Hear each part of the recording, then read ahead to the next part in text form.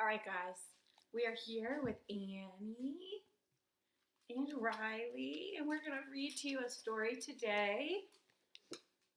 For all of you that are at home, we just want to give you something to do and keep your reading skills sharp and something fun. So expect one of these chapters every single day. I know you're so excited. Doesn't it kind of look like her a little bit? No, a little bit. It's the same dog breed. So they're excited to hear a story about a dog because obviously they don't get to come to our read-alouds most of the time. So this is kind of special and exciting for them. Okay, here we go. Oh, are you going to let me read?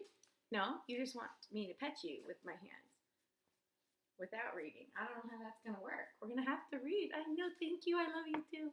I do. I love you. Okay. And if you have your furry friend at home that wants to follow along, they might like this story because it is about a dog who gets rescued from the shelter. And I know a lot of you have read one of the books before, especially if you were in Miss Hadley's class. Lily's story. You gonna go over there? Yeah?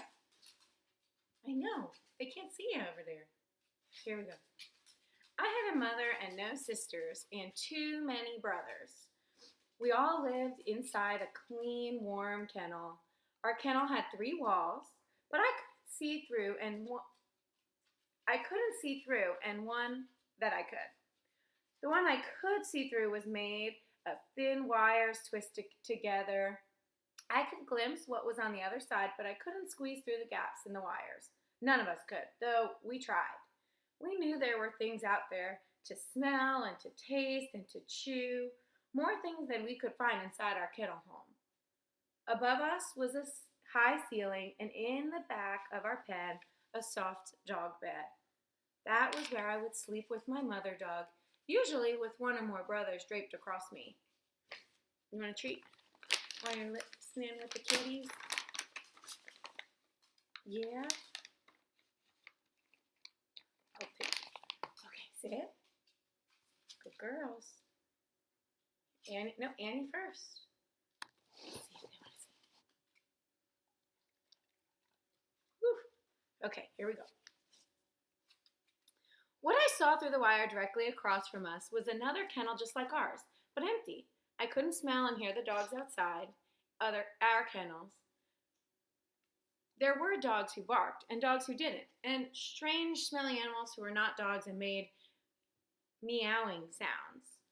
Other not dogs chattered or hissed, but I never saw any of those animals, and they didn't come up into our kennel with us. We had not always lived here. I faintly remember a different place with different smells, and there I was cold, but in the kennel, I wasn't. Yeah. When we lived in that cold place, the only meals that we had was milk from my mother. And soon, after arriving at the kennel, though, I ate different food. That wall that I could see through had a gate that would swing open, and a woman would come in with some soft mush in a bowl. Stop that. My mother would greet this woman and lick her hands while her tails wagged. So I knew that lady was nice. She was safe. I could trust her. My brothers certainly trusted her. They rushed to her and jumped. What are you doing? Stop it. You're supposed to be listening to a story. Sit.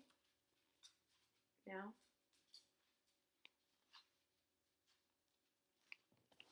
right.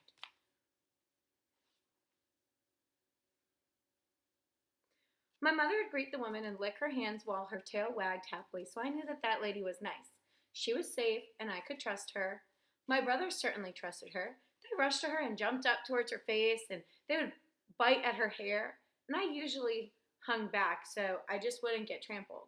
But I liked her just the same. If I didn't have all those brothers, I would have shown that woman how much I liked her. Also, how much I liked her food, which was very much. But I didn't always get to eat as much of the food as I wanted. That's because I had too many brothers. I thought about this fact a lot, especially when one of them was jumping on me or blocking me from where I wanted to go.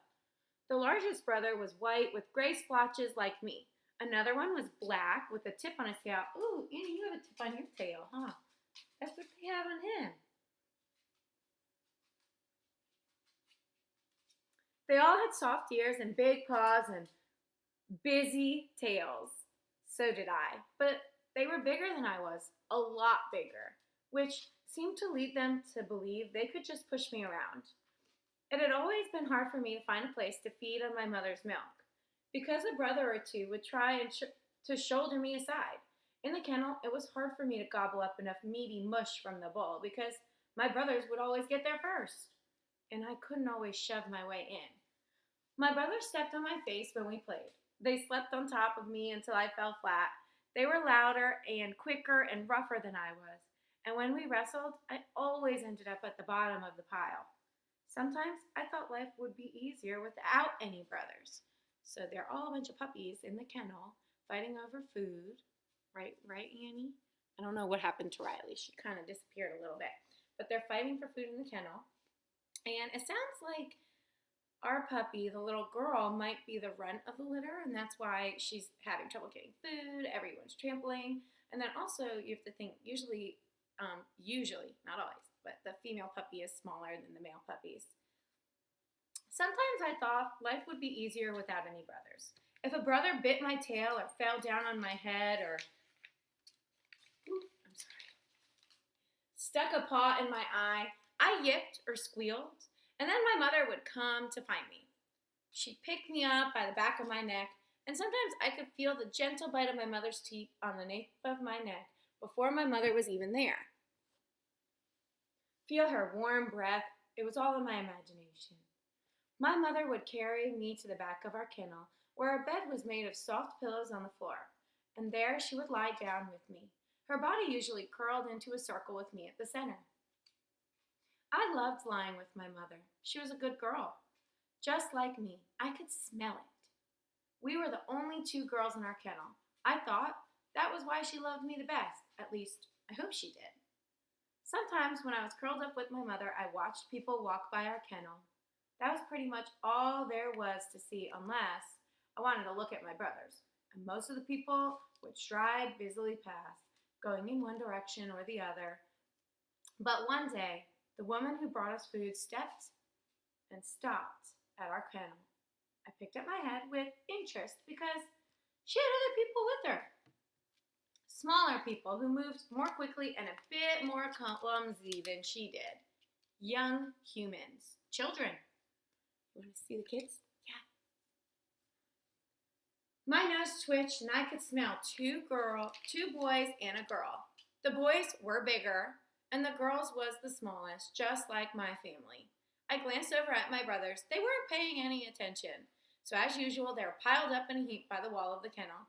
Brown brother was chewing on a toy. Biggest brother was chewing on brown brother's leg. And white-tailed brother was getting ready to jump on biggest brother's head. Oh, said the girl on the other side of the wire. It was a long, drawn-out sound that had happiness and longing in it. Oh, puppies! I got up and shook myself and scampered to investigate. The girl knelt down and stuck her fingers through the wire. I sniffed at them. They smelled wonderful. If I could pick up the scent, I could pick up the scent of salty sweat and soft skin and dirt and something sticky and sweet. She giggled when I started licking, and I wagged at those giggles. Then all my brothers barreled into me, and before I knew it, I was buried under wagging, panting, yipping puppies. Get out of the way, Maggie Rose, I heard someone say. I wiggled, backing up, and when I pulled my head out of the pile of brothers, I saw that the girl was no longer on her knees by the wire. The boys pushed her to one side so that they could kneel down and put their own fingers in our kennel and laugh as my siblings licked and nibbled and squealed for attention. Sounds familiar. Did you do that to your litter mates, Riley? Because you're so much bigger? Come here. There you are. Oh, thank you. Oh, thank you. Okay, you're going to sit for the kids? Yeah? Okay. I know, Annie. What is she doing? She took your spot. All right, let's see.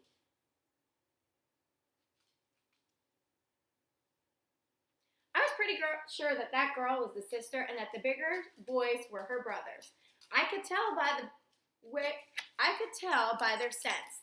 The way that my litter mate smelled like me, she smelled like those two other boys. And besides, I knew that pushing and shoving was exactly how brothers behaved.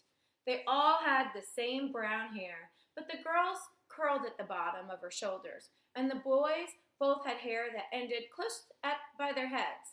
The taller one's hair was neatly pushed to one side, and the younger boy had hair that stuck out all over. Move over, Craig, the younger boy said, poking the larger one with his elbow. Don't shove, Brian, the bigger one answered, pushing back. His breath had an odor on it that I would soon learn came from peanut butter. It was very attractive. I really wanted to know more about peanut butter. The girl, Maggie Rose, looked up at the woman. Mom, why is the girl puppy so small? She asked. She's the runt of the litter, the woman, Mom answered. It happens, honey. One puppy is born small, and then it's hard for her to get her fair share of food or milk, so she doesn't grow as quickly as the others. The younger boys looked up from where he was letting their white-tailed brother chew on his fingers. Runt, that's what we need to call you, Maggie Rose, he said with a laugh. I sat and looked at the girl and the mother high over by my brother's heads. I could see the girl's shoulders and heads droop a little at her brother's words. Brian, that's enough, Mom said sternly. Make some room for me. Mom reached over to open the gate in the wire wall. As soon as the gate swung open, my brothers rushed into the hallway, piling onto the boys, jumping up to lick their faces and bite their hands. Craig and Brian flopped down to the floor, laughing, and my brothers climbed all over them, just as they did to our mother when they wanted to play. I stayed inside the kennel. I would have liked to smell and taste those new people close up and find out if they had any food anywhere, but I knew about this kind of play, and it always ended up with me getting squashed and stepped on. Oh, puppy, it's okay, Maggie Rose called softly. She sat down and held out her hands. You can come see me. I liked her voice. I wanted to lick her hands some more, so carefully I stepped around the wrestling boys and brothers and bounded over towards Maggie Rose's lap. She didn't give any quick movements. She touched me gently. Her hands tasted just as good as before. I stuck my nose into the crease under her chin, where her skin was sweaty and delicious. Come here. I think they want to see you too. The dog's in the story, huh? Sit. You're supposed to be reading with me. You're not doing a good job. You're running off to bed. Gotta share.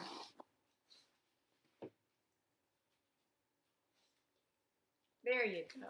Hey, what are you doing? You're not helping. She giggled. That tickles, she said. I'm going to name this one Gunner, declared the boy named Brian, holding up my white-tailed brother so that his legs paddled in the air. This one's Butch, said Craig, scratching my biggest brother's belly. How about rodeo for the brown one, Brian said.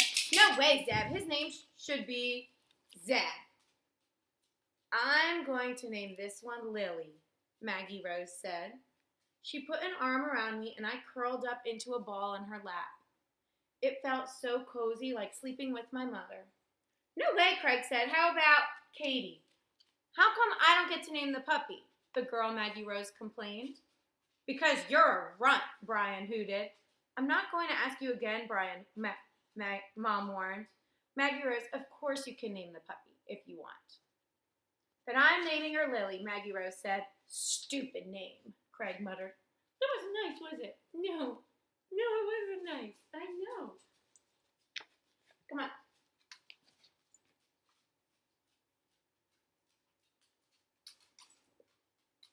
Why would anybody name a dog after a flower? Brian jeered. She's not even completely white. Lilies are 100% white. It's my favorite flower, Maggie Rose complained. Her voice was quiet but stubborn. I'm naming her Lily. Mom walked away and was standing a few yards down the hallway, talking to a small woman that I'd seen before. The woman had short black hair and boots on her feet. Okay, boys, time to go, Mom called. Aw, Mom, Craig groaned. We just got here. Soccer practice waits for no man, Craig. Or boy. Put the puppies back in the kennel. Mom, can I stay? Maggie Rose pleaded.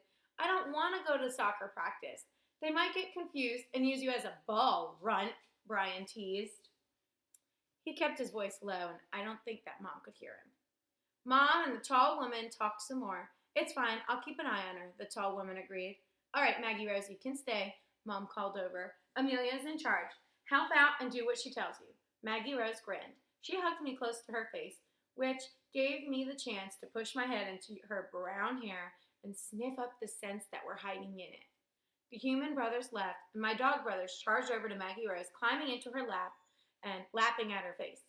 Maggie Rose curled an arm around me to protect me. She stood up, still holding me tightly. Brothers plopped off of her lap onto the floor, and Maggie Rose herded them back to the kennel and shut the door on them.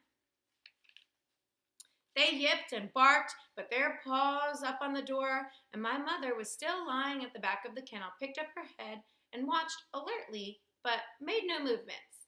I'm going to take you on an adventure, Lily, Maggie Rose said to me. I liked her smell. I liked her voice. I liked her hands. But I didn't know where she was taking me as she carried me away from the kennel, away from my mother and my brothers. Where were we going? All right, y'all, you're going to have to tune in tomorrow to hear chapter 2. Let's say bye to Annie and Riley. You going to come over and say goodbye for a treat? Annie, you don't want to sit up, do ya? Sit. Riley wants, these ones are good because they clean their teeth. Here she comes. See, Annie's coming out of her cage over there. Snoozing the day away. Come here. Did you like reading to the kids? A little bit. You kind of disappeared for a while, huh? All right, guys. Lily's story, chapter 2, coming to you tomorrow. See you later.